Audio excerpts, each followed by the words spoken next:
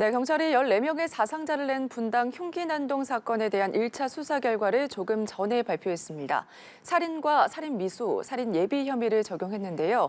최원종은 범행을 사흘 전부터 준비했고 신림 사건을 전혀 모방하지 않았다고 진술한 것으로 알려지는데 자세한 내용 이수정 경기대 범죄심리학과 교수와 짚어보겠습니다. 어서 오십시오. 네, 안녕하십니까. 네, 조금 전에 경찰의 1차 수사 결과 발표가 있었습니다. 앞서 언급한 것처럼 살인과 살인 미수, 특히 살인 예비 혐의를 적용했다는 거 이게 눈에 띄거든요. 교수님 네. 어떻게 보셨습니까? 네, 아마도 계획을 틀림없이 구체적으로 한 것으로 보입니다. 네. 왜냐하면 이제 포렌식 증거들에서 아마 그 계획했던 내용들이 온라인에 전부 게시돼 있다는 걸 확인을 한 것 같고요. 네. 그래서 지금 오래전부터 이제 본인의 피해망상에 기인해서 자기에게 피해를 주는 사람들을 공격을 하겠다 이런 의지는 막연하게 있었던 것 같은데 네. 문제는 결국에는 이제 조선 사건을 보면서 아주 구체적으로 그런 망상이 자극이 돼가지고 결국에는 지금 흉기 등을 이제 준비를 해가지고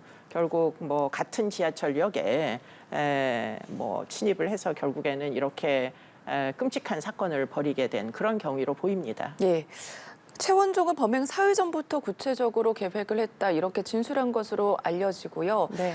범행을 하려고 오래 전부터 마음속에 욕구가 있었다 이렇게 네. 얘기를 했거든요. 이 네. 부분에 대해서는 좀 어떻게 보십니까? 지금 조금 전에 제가 말씀을 드린 것처럼 최원종의 제일 큰 문제는 조선과는 약간 다른 타입으로 보이고요. 네.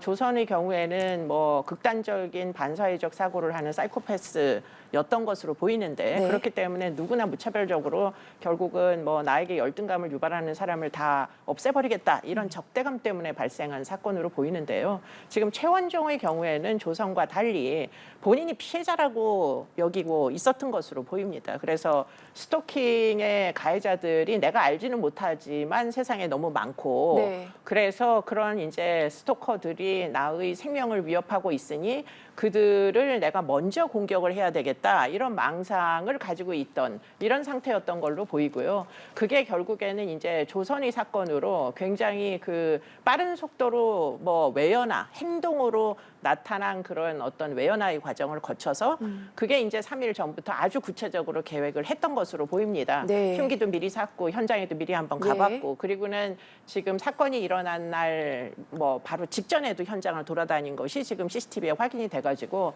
이거는 어떻게 보면은 아주 구체적으로 계획을 하지 않고서는 네. 이런 일련의 행위를 하기는 매우 어렵다 이런 결론에 도달을 한 것 같습니다. 그러다 보니까 지금 죄명에다가 살인 예비죄를 추가한 것으로 보입니다. 네. 그러니까 모방 범죄는 아니고 계획 범죄 정황은 나왔다 이런 말씀이신데 네. 어떤 범행을 두고 계획 범죄다 아니다를 판단하는 기준은 어떻게 될까요? 그러니까 실제로 계획을 하는 구체적인 어떤 행위의 어떤 목록 같은 것들이 있어야 되는 거죠. 네.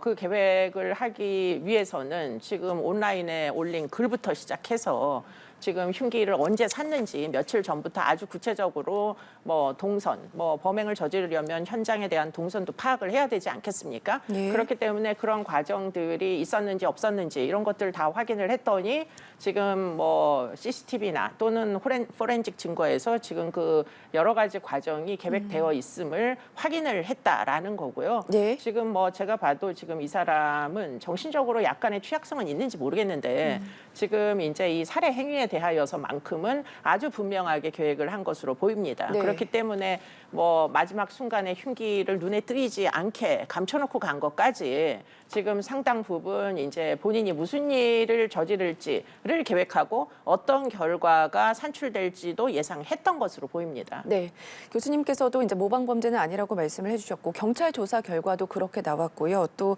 실제로 최원종도 모방하지 않았다 직접 이렇게 언급한 것으로 나왔거든요. 근데 검색 기록을 보면은 신림역이 있어요. 검색이 되어 있죠. 네, 그거는 네. 어떻게 좀 해석을 해야 될까요? 그러니까 이제 모방 범죄 글자 그대로의 모방 범죄라 함은 소위 이제 카피캣 예컨대 범행 동기도 비슷하고 지금 여러 가지 차원에서 비슷한 사람들이 이제 일반적으로는 모방 범죄를 저지르죠. 네. 그런데 지금 이제 최원종과 조선은 일단은 너무나 범행 동기가 다릅니다.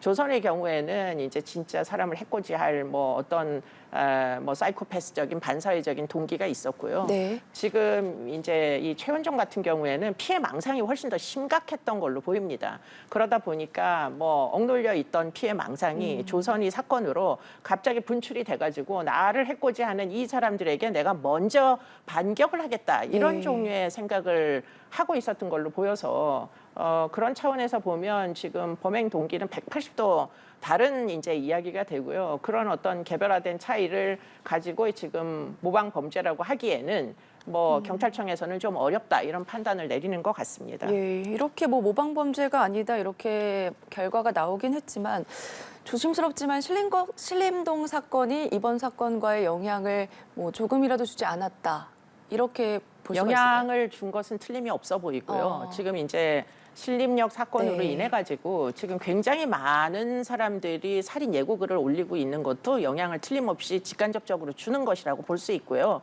지금 이제 신림역 사건으로 인해 가지고 사실은 지금 일어난 이 살인 사건 중에 살인 네. 또는 미수 사건 중에 크게 2개 사건이 신림동 사건으로 분명하게 이제 뭐 심각하게 피해자가 의식 불명까지 된 사건이 2건이 있는데요. 네. 하나가 뭐냐면 지금 저 이제 최원종 사건하고 다른 하나는 대전에서 있었던 밑도 끝도 없이 학교를 네. 찾아가서 선생님을 공격했던 그 사건도 있는데 그 사건도 역시 정신질환을 제대로 관리를 못한 결과 발생한 그런 이제 흉기 난동 사건으로 보입니다. 그렇기 때문에 지금 이제 문제가 되는 건 뭐냐면 지금 사이코패스도 문제이지만 네. 문제는 정신질환자들 중에 다른 사람에게 위해를 가할 수도 있는 공공의 뭐 위험성을 유발한 전력이 있거나 이런 사람들을 네. 지속적으로 치료를 받도록 하지 못해가지고 발생하는 이런 이제 최원종 사건이나 아니면은 그 대전에서 선생님을 공격했던 이런 사건들 예. 그분들은 모두 정신적인 취약성이 있는데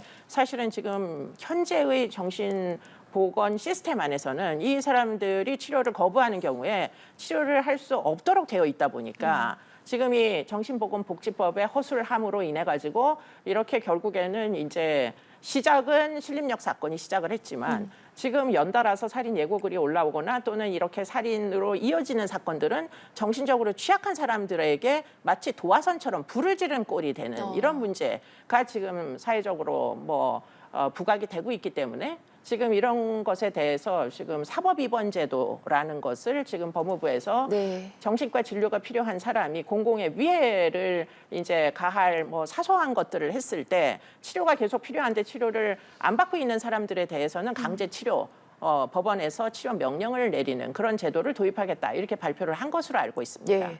최원종은 범행 전날에도 이제 장소를 언급하기도 하고 범행 암식을 또 올리지 않았습니까? 네. 구체적인 장소를 언급했기 때문에 미리 이런 참사를 막을 수 있지 않았었나 이런 생각도 드는데 이 부분은 좀 어떻게 생각하세요? 지금 그런 이제 글을 올려도 현행법상은 무조건 처벌을 할 수가 없게 돼 있어요. 그냥 표현의 자유에 이제 테두리 내에서 이런 종류의 이제 위협적인 글을 올려도 그것을 이제 어떻게 보면 자유로운 표현이다라는 범위 안에 그대로 인정을 하는 꼴이기 때문에 사실 엄벌하기가 어렵습니다. 예. 죄명도 불분명합니다. 왜냐하면 특정인을 특정해서 협박을 하는 것도 아니고 이건 그냥 막연하게 공공장소를 언급하면서 뭔 일을 저지르겠다 정도 하면서 흉기 사진을 찍어 올리는 이 정도의 이제 어떤 위협적인 살인 예고글은 사실 현행법상에 굉장히 엄벌하기는 어렵거든요. 예. 그렇기 때문에 오늘 이제 아마 법무부에서 이렇게 공중에게 위해를 가하겠다는 살인 예고에 대하여서는 뭔가 죄명을 새로 만들어서라도 엄벌을 할 수 있는 조항을 형사법적으로 뭐 도입을 하겠다 이렇게 발표를 아까 한 것으로 보입니다. 아마도 공공협박죄나 공중협박죄나 뭐 이런 것들이 있으면은 아마 피해자를 특정하지 않아도 글만 올려도 처벌을 할 수 있는 근거 조항이 마련되겠죠. 근데 현행법상에서는 그런 것들을 암시해 봤자 사실은 처벌할 수 있는 부분이 없어서 만약에 지금 그런 이제 조항이 있었더라면 누군가가 이제 칼을 찍어서 올린 그 사진을 신고를 하면은 그럼 서현역 사건은 미리 막을 수도 있었지 않았겠느냐. 네. 이런 이제 그 통찰에서부터 지금 법무부에서 이런 이제 살인 예고에 대하여 공공 협박죄나 이런 것들을 적용할 수 있도록 법률 개정을 하겠다 이렇게 발표한 것으로 알고 있습니다. 예, 말씀을 좀 해주셨는데 지금도 여러 가지 범죄, 뭐 암식을 이런 것들이 전국 곳곳에서 올라오고 있기 때문에 오늘 오전에 법무부에서도 앞서 말씀해 주신 것처럼 처벌 규정 신설을 추진한다 이렇게 맞습니다. 밝혔거든요. 네. 이와 관련해서는 어떤 게 더 추가돼야 된다 이렇게 보십니까? 그러니까 처벌 규정을 신설을 하게 되면 뭔가 이렇게 예고글을 사람들이 캡처를 해가지고 네. 뭐 사이버 수사대에다가 신고를 하지 않습니까? 그럴 때 좀 더 신고가 쉽게 이제 되려면 익명을 보장을 해주면 네. 그래서 신고를 좀 더 손쉽게 보는 사람마다 다 신고를 할 수 있게 이렇게 해주시면은 좀 더 뭐 지금 이런 위험한 정보를 온라인에서 발견을 할 때 많은 네티즌들이 마치 뭐 수사관처럼 캡처해다가 신고해 주시면 공공에는 현저히 안전한 이런 이제 상황이 되겠습니다. 어제 동대구역에서는 네. 실제 모의사항을 이제 가정과 모의 훈련이 있었는데 꼭 이런 시기에 모의 훈련을 해야 됐냐 시민들도 많이 혼란스러워했고요. 여러 가지 이제 지적이 제기가 됐었거든요. 네. 교수님께서는 어떻게 보셨어요? 뭐 훈련이 필요한 측면이 있죠. 만약에 혹시라도 무슨 일이 일어나면 뭐 진짜 예고 정도가 아니니까 그렇기 때문에 다시는 이런 일이 일어나면 안 되는데 네. 그런데 지금 제일 큰 문제는 이런 예고글만 봐도 시민들이 너무 불안해하세요. 네. 그렇기 때문에 이런 불안도 사실은 줄이는 것이 형사정책의 형사사법제도의 목표이기도 합니다. 그렇기 때문에 경찰이 순찰을 도는 것을 좀 더 빈도를 높이는 대신 공공이 불안한 그런 일들은 좀 뭔가 좀 지양을 해야 되지 않나 이런 네. 생각들을 해볼 수가 있겠습니다. 당분간은 불편하시지만 뭐 온 그 시민들께서 좀 협조를 해주셔야 지금 이 국면이 어느 정도는 종료가 되지 네. 않을까 그런 생각을 하게 됩니다. 알겠습니다. 오늘 말씀은 여기까지 들어보겠습니다. 지금까지 이수정 경기대 범죄심리학과 교수와 짚어봤습니다. 고맙습니다.